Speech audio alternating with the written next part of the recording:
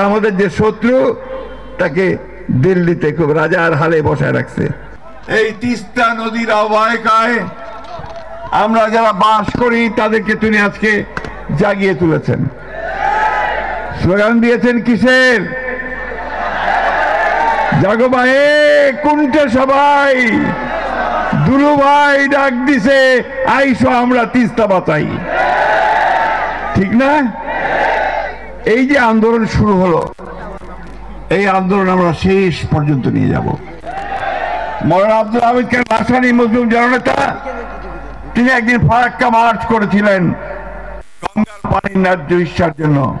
আর আজকে আমাদের দুলু ভাই সেই একইভাবে দাঁড়িয়ে গোটা তিস্তার 11টা পয়েন্টে হাজার হাজার মানুষকে জড়ো করে তিনি আজকে এই ডাক দিয়েছেন, জাগো বাহে তিস্তা বাঁচাই। বন্ধুগণ, এটা শুধু স্লোগান নয়, এটা আপনাদের এই তিস্তার পারের মানুষের যে বাঁচার যে তাগিদ, বাঁচার জন্য যে আহাজারি, তারই আওয়াজ আজকে বেরিয়ে আসছে। যখন তারা সব বাঁধ ছেড়ে দেয়, গেট খুলে দেয়, তখন সে পানির তলে আমাদের ঘর বাড়ি গ্রাম ধানের ক্ষেত সব ভেসে যায়, তাই না? আবার যখন বন্ধ করে দেয় তখন আমার সমস্ত এলাকা খরায় শুকিয়ে খটখট হয়ে যায়। তিস্তা পারের মানুষের দুঃখ আর যায় না।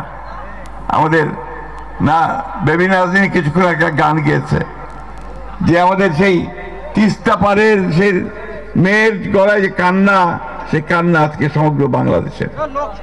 বন্ধুগণ, আজ থেকে বহুদিন আগে থেকে এই তিস্তা পানির ন্যায্য ইচ্ছার জন্য আমরা কথা বলছি। পাকিস্তান আমলে পাকিস্তানিরা বলেছে, বাংলাদেশ হওয়ার পরে আমরা বলেছি। আওয়ামী লীগের সরকার আসলো, প্রথম দিকে সবাই ভাবলো যে ভারতের বন্ধু আওয়ামী লীগ, সুতরাং তিস্তার পানি বোধহয় এবার পাই যাবে। ঠিক না?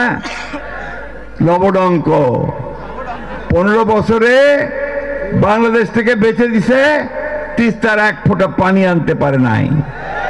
শুধু তিস্তা নয় ভাই, 54টা নদী আছে যেগুলো ভারত থেকে আমাদের দেশে আসছে। সবগুলো নদীর উজানে তারা বাঁধ দিয়ে দিয়েছে, বাঁধ দিয়ে তুলে নিয়ে যায়, পানি তুলে নিয়ে যায়, বিদ্যুৎ উৎপাদন করে। আর আমাদের দেশের মানুষ এখানে ধান ফলাতে পারে না, ফসল ফলাতে পারে না, তারা তাদের জীবন জীবিকা থেকে সম্পূর্ণ বঞ্চিত হয়। আমাদের জেলে যারা মাছ ধরেন তারা মাছ ধরতে পারেন না। প্রত্যেকটা মানুষকে আজকে সেই কষ্টের মধ্যে পড়তে হয়েছে।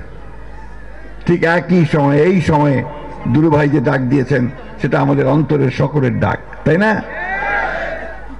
আমরা লড়াই করেছি 15 বছর সেই ফ্যাসিবাদী হাসিনা সরকারের বিরুদ্ধে, তাই না? আমাদের ছেলেরা লড়াই করেছে 34 দিনের সকলের লড়াইয়ের মাধ্যমে সে পালিয়েছে। এখন কোথায়? ওই ভারতে, তাই না? একদিকে পানি দেয় না, অন্যদিকে আবার আমাদের যে শত্রু তাকে দিল্লিতে খুব রাজার হালে বসায় রাখছে। আর ওইখান থেকে আবার সে বিভিন্ন রকম হুকুম জারি করে আওয়ামী লীগারদেরকে। ঠিক না? আওয়ামী লীগ আছে নাকি? আরো পালাইছেন, ওর সাথে সাথে সব পালাইছে। তো বন্ধুগণ, আজকের এই সংগ্রাম আমাদের বাঁচা মরার সংগ্রাম, এই এলাকার মানুষের। এই সংগ্রামকে আমরা কখনো বন্ধ হতে দেব না।